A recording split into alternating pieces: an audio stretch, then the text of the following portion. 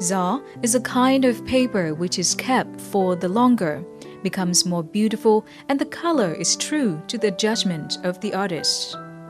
However, not everyone can paint beautifully on zaw paper. In the context of increasingly diverse art compositions, many artists choose to submit their inspiration, confidence, and talents through zaw paper. Not only the skilled artists, but also young people, foreigners, are inspired to explore and create on this traditional type of paper. That is the case of Ruchika, an artist from India.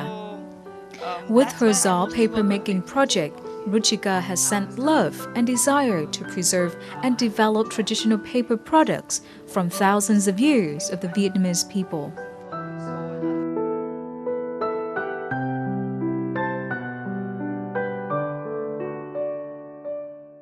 Greetings from Vietnam on VTC10 Net Viet.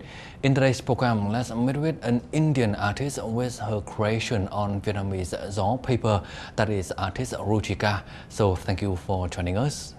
My pleasure. So how did you come up with the zaw paper of Vietnam, something very traditional of this country? Yes, as an artist, I'm interested in working with different kinds of surfaces which are made of paper pulp and different kind of fibers, So I've been working with Chinese, Japanese and Korean paper, which is Xuanje, Washi and Hanji. So I wanted to explore more, and my friends in Hanoi told me about zaw, and it sounded very interesting, the name itself, zaw. And I was also told that it can be available in very thin to thick variations. So it's about different kinds of layers, and I thought it would be very interesting. And another thing is that the color of zaw, which is very natural as opposed to the white surface of the paper which we have. There are different kinds of materials for artistic purposes. So what is the difference between the zaw paper of Vietnam and the other materials from other countries? Well, this is just my first time. I think I have a lot to learn about zaw. But just if I keep one common factor is working with Chinese ink, that is sumi. So when I worked with, when I was in India, I only thought about using zaw for painting, and so I thought that let me try sumi on different paper surfaces. So for example, when I try sumi on the Chinese paper, and then I work on the Japanese paper and the Korean paper. So when I dilute the ink, there is a certain way in which the fiber responds. And I had this preconceived notion about zaw in some way, because I thought it would also, the ink starts spreading gradually. But when I came to Vietnam and I bought zaw paper, it worked quite opposite. Zaw needs a lot of layers of color to hold on to it.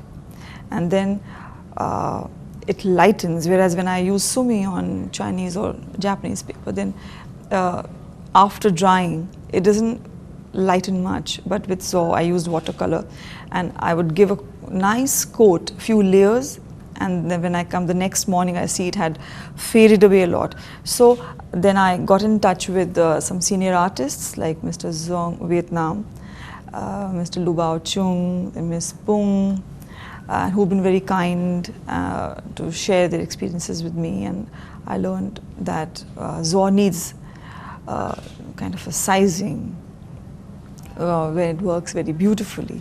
So where do you get the inspiration for all of those products? I think what I noticed in Vietnam is that natural material is in abundance, and people are making it a part of their everyday life.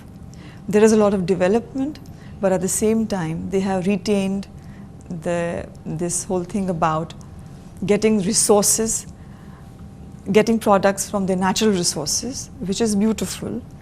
And in this world where we have the big supermarkets and we have the best of products with different materials in plastic and this and that.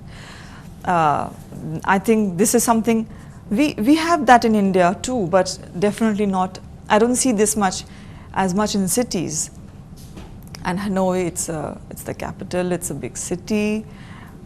So I find this very beautiful, that I see the mall and I can buy different kinds of goods, but at the same time there is very easy availability of locally found materials which are natural. And so I always wanted to use them in my work.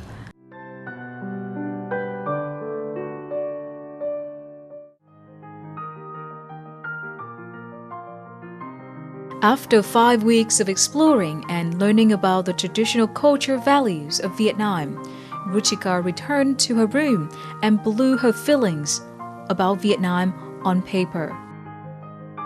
I'm very much interested in natural objects, and if they can go with the fiber of zo and how the sculptural form can be used. Also, the second thing is, can I use this object beyond its functionality? Once an artist has the object, what else can it say? Until now, Ruchika has created many interesting artworks on zo paper. Many of these artworks are quite familiar.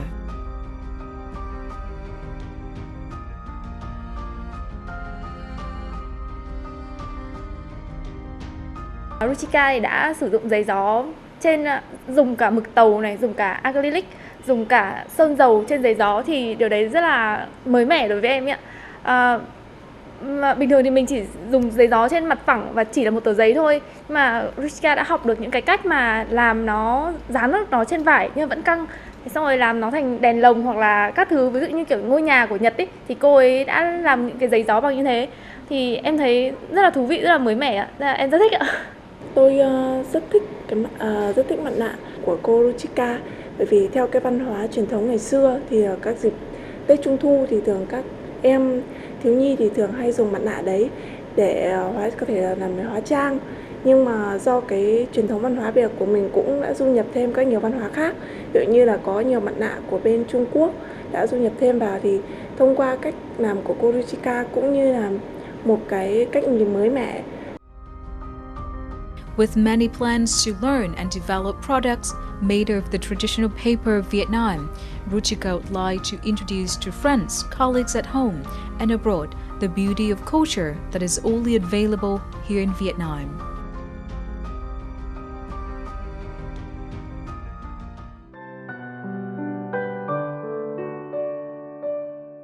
This time coming to Vietnam, you had a lot of creation on the Vietnamese zo paper. So can you share with us about some of your products? For example, in this painting here, so I started working with gum arabic. It is a natural form of glue, and I started making the glue myself, understanding what thickness or thinness, what viscosity I need for the glue. So I'm pasting it onto the canvas first, and then I'm doing sizing. It's optional, but because I will need the sizing anyways to stick zo to the canvas. When I'm pasting onto the canvas, I'm not thinking so much about the paper getting, having buckling and those things. So I think it has its own advantages. And also the thinness of zo, as you can see in this. So I always wanted to play with the dimension of the paper. Usually we just work with two-dimensional surface and then we just frame it onto the wall. But I wanted to do more with paper because that's my material. So what can I crumple it? Can I paste it? What else can I do? So I found these masks, which I got from the market during the Lunar Festival.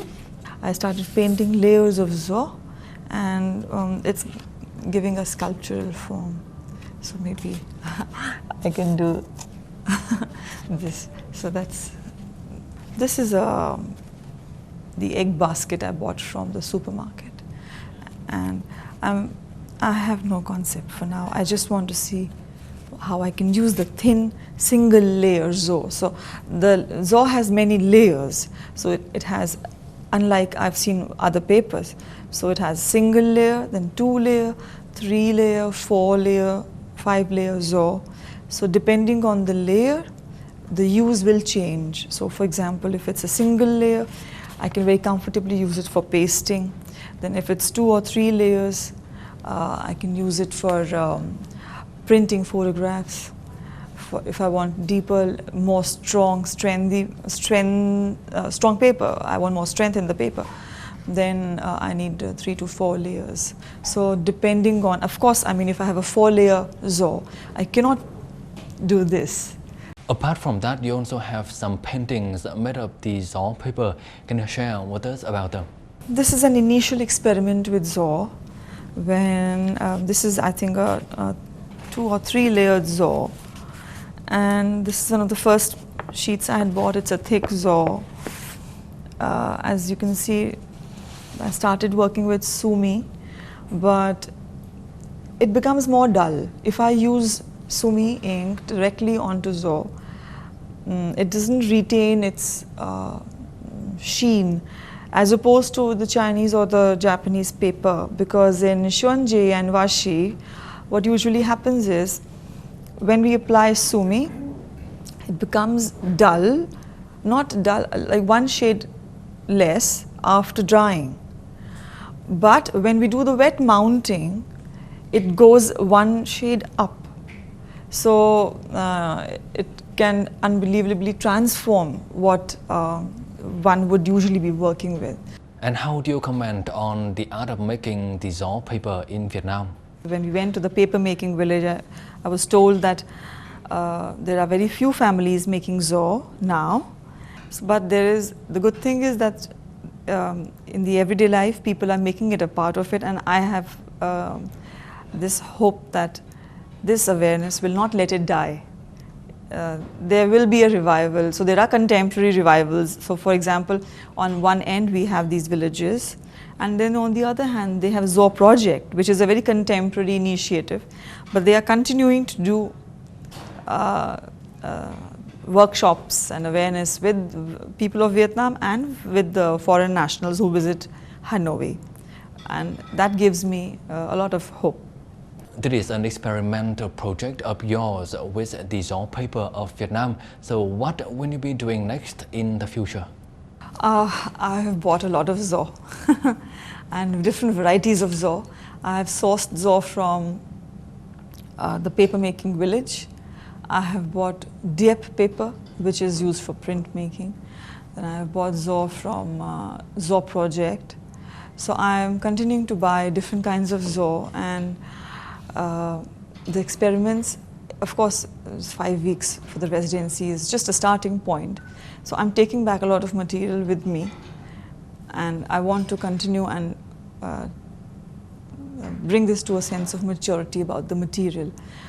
Of course, I would also like to try if zo can be used along with the other material that I have, which is shuanje, washi and hanji papers. So that is what's on my mind. Once again, thank you, Ruchika, for joining us, and we hope in the future you have more creation on the zo paper of Vietnam. Thank you very much. It's my pleasure. And that's all we have for this episode of Trang Vietnam today. For comment and feedback, don't hesitate to write to us at trangvietnam@netvietttv.net. Thank you for watching, and goodbye for now.